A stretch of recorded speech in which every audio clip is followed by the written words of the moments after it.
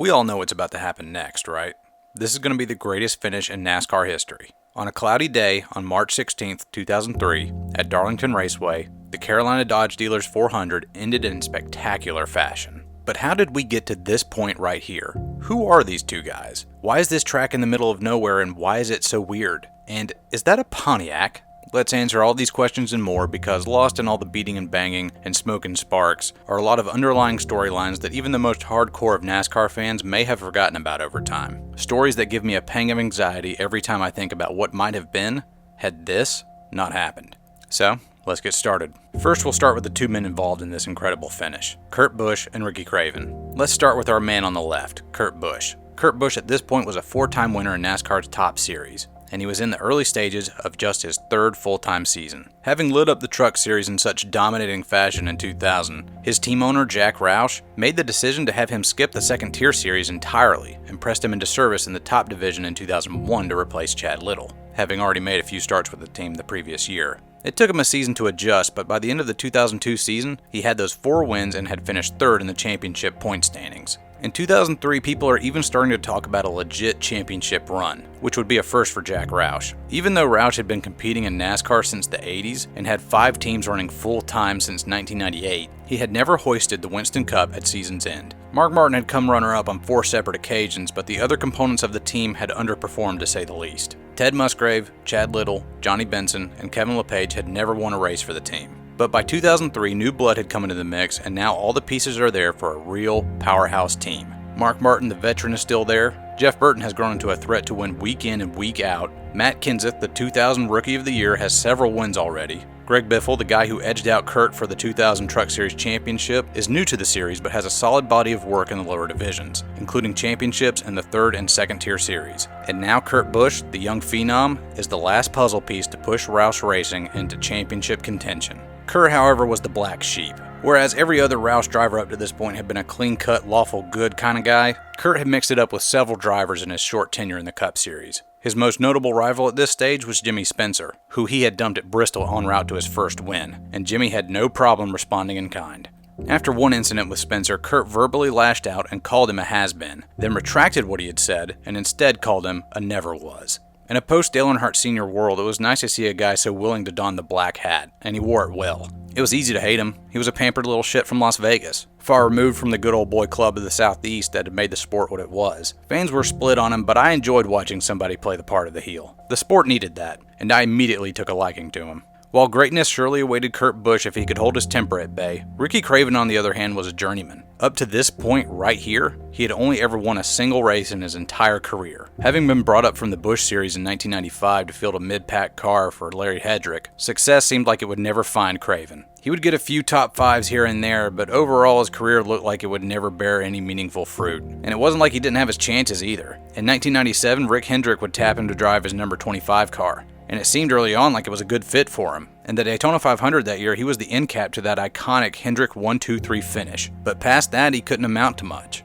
The 25 team had won with the likes of Tim Richmond and Ken Schrader at the helm, but they had become the weakest team out of the Hendrick stable by the time 1997 rolled around. In 1998, he would be relegated to a part-time slot for Hendrick Motorsports in the 50 car, and nearly faded into obscurity. Fast forward to 2001, and Cal Wells hires Ricky Craven to drive his number 32 Tide Ride for PPI Motorsports, which had stumbled onto the scene in 2000 and had only ever gotten 1 top 10. Ricky was far from an obvious choice to pilot the car. Since 1998, he had only netted 1 top 10 himself, and had not competed full-time in NASCAR in 4 years. Despite that though, in 2001 he had the best statistical year of his career and nabbed 4 top 5s, 7 top 10s, a pole, and even did the unthinkable and got his first win, a downright barn burner between himself and Dale Jarrett at Martinsville in 2001. The future was starting to look bright for PPI, and in 2002 he would improve, getting 3 top 5s, 9 top 10s, 2 poles, and an average finish of 19th, the best of his career. Going into 2003, the second win of the organization seems all but assured, and the tricky track of Darlington Raceway looks like the perfect spot. Darlington Raceway is one of the oldest tracks on the NASCAR circuit, having been built in 1950 as the South's answer to Indianapolis Motor Speedway.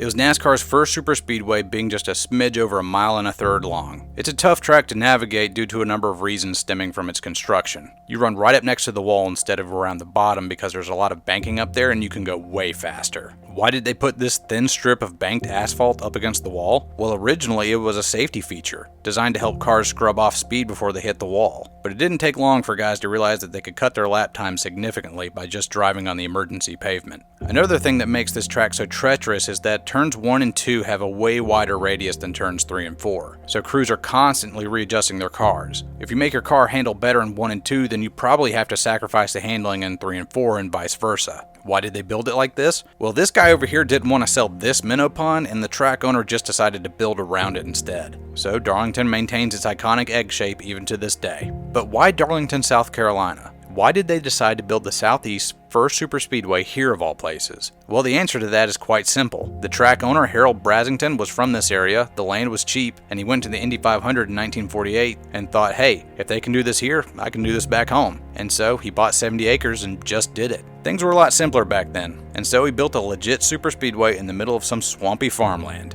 And that's not an exaggeration either. You have to cross a literal mosquito-infested swamp before you actually get to the track itself. Gotta love the Southeast. However, in the early 2000s, Darlington's starting to show its age. Most other tracks are getting crowds in the 100,000 range to show up on race day, but Darlington, due to its somewhat remote location, can only call upon 65,000 or so to show up for its 2 race dates per year. Other tracks have been removed from the schedule in the past decade or so for that exact same reason. Nashville Fairgrounds wasn't keeping up with demand, so they got dropped from the schedule in the 80s. And in 1996, North Wilkesboro Speedway ran its final race and closed its doors because NASCAR wanted to expand beyond the confines of Wilkes County. North Wilkesboro had been on the schedule since NASCAR's inception in 1949, but its legacy couldn't save it, and even its 60,000 diehard fans just weren't enough. North Wilkesboro now rots out in the foothills of North Carolina as nature slowly reclaims the abandoned track. In 2003, it is announced that another legacy track, Rockingham Speedway, will lose a date and will only run 1 race in 2004. In 2005, it will be removed from the schedule entirely. That same year, Darlington will lose one of its 2 dates. The writing is on the wall. Unless something major happens, Darlington is in some serious jeopardy of being jettisoned from the schedule entirely. NASCAR is changing, and the promise of unprecedented mainstream success lies just ahead, and it is more than willing to climb atop the crumbling ruins of the cathedrals of speed that made it what it was to reach that goal. Darlington is on the chopping block, and everybody knows it.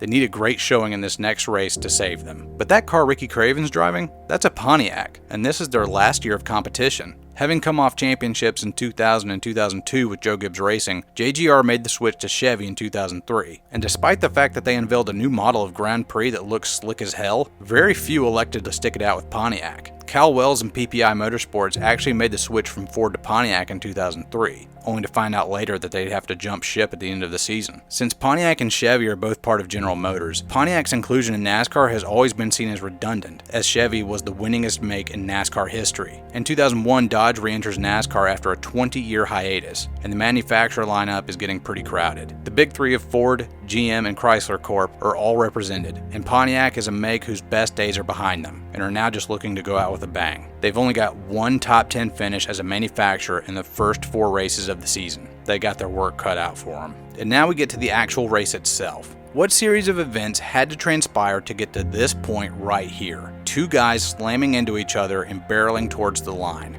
Well, qualifying was on the Friday prior, but Saturday's track activities were rained out. Final practice never occurred, and all the rubber's been washed off the track. Darlington is an unknown quantity today, and since this is the era before competition cautions, these guys are just going to have to fire engines and figure out the track as they go along. Elliott Sadler starts on the pole, but Rocket Ryan Newman, as he so often did at this time, sits on the front row as well. The starting lineup is a weird one. We got a lot of unfamiliar faces up front and a lot of the big dogs towards the rear. This is going to be an interesting race any way you slice it. Kurt begins his journey from the 6th spot, but Craven will have to start way behind in 31st. But after a spin by Jerry Nadeau on lap 7, Craven stays out on the track as pretty much everybody ahead of him comes into the pits to make adjustments. It's a risky move as Darlington's surface is old and abrasive and chews up tires in just a matter of a handful of laps. Craven restarts just inside the top 10 and manages to survive out there on older tires. He'll hang around in the top 15 for the rest of the day. As is the case with any race at Darlington, there's a lot of comers and goers as the track eats up tires and equipment. The lead changes hands 15 times during this race and had several dominant cars out in front during different stages of the race. With about 25 to go, Busch hopes to put in the last lead change as he makes a bonsai 3-wide pass going into turn 3. People often joke that Darlington has about 1.5 grooves to race in, and unfortunately nobody starts the race with half a car. But Busch sent it into turn 3 and Jeff Gordon and Elliott Sadler back off. Gordon was battling with Sadler so hard that he blows a tire late in the race and fades to the rear. Likewise, Sadler is all used up and he starts to drop back too. Craven, who was running in 5th when this all went down, calmly picks off Dave Blaney in 4th, passes the injured cars of Sadler and Gordon, and with 15 laps to go, Busch had just a 3-second lead over Craven. A 3-second lead with that many laps to go at most tracks would be insurmountable, but Craven has 3 big advantages. First off, Kurt's used up whatever good was left in his tires since he's been mixing it up with the leaders for the last 30 laps. Second, Craven has been biding his time and slowly working his way up, and he hasn't been nearly as hard on his tires. And third, and perhaps most importantly, Kurt has lost power steering in the later stages of this race. If you've ever driven a car that has lost power steering, you know how hard you have to crank that wheel just to get it to turn into your driveway. Kurt is having to manhandle his car around NASCAR's most treacherous track at a speed of over 150 miles an hour. He's exhausted. With 3 laps to go, Craven has caught Kurt and he's right on his back bumper. What ensues is the craziest final series of turns of any race ever. It's just poetry in motion. Craven goes into turn 3 high and then cuts down hard into 4. He pulls up alongside Kurt, but Kurt's got the momentum off the high side and Craven can't complete the pass. Turn 1 is a 1-groove turn and somebody has to give, but neither driver does. Kurt holds his line and Craven slams him into the wall, but the move breaks Craven's momentum and Kurt runs him down and boots him into the wall in turn 2. 2 to go. Craven spends the next lap and a half gaining back all the ground he's lost and trying to set up the pass. Turns 3 and 4 on the last lap will be his one and only shot. He sends it down the backstretch. The high side has been Kurt's Achilles heel all day. He's been passed out there more times than I've bothered to count. He knows this. He goes up high to block. Craven sees it coming. He uses his slightly better tires to cut down hard to the inside. Coming out of turn 4, he's got the run. He can make the pass going down the front stretch. But in a jaw-dropping move, Kurt turns dead left and slams into Craven, killing all of his momentum. The two fight with each other's cars, trying to wrench themselves free, but their fenders are locked. Whoever was ahead at the point of impact will be the winner. There's nothing left to decide this race except physics and fate.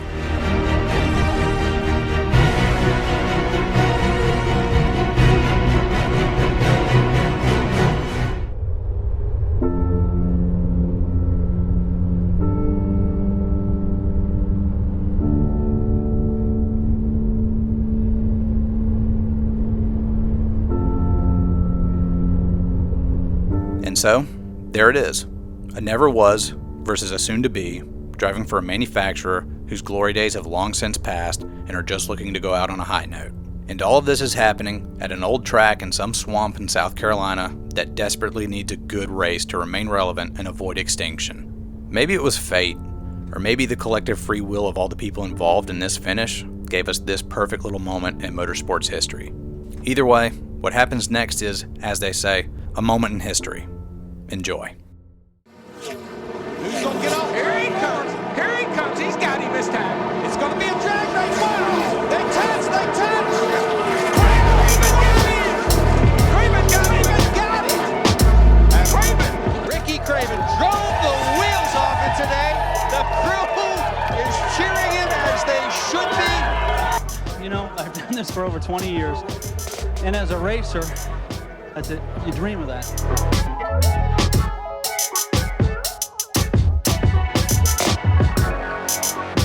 You know, it was an awesome race. I didn't give him room in 1, and he didn't give me room out of 4. It's the way it's supposed to be. I mean, this was some hard-fought racing.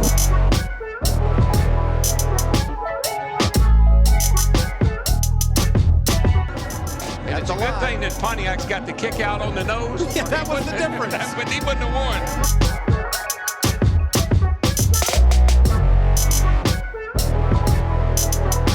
And I'm going to tell you what, they didn't even need seats in these grandstands because nobody was sitting down. And nobody's leaving.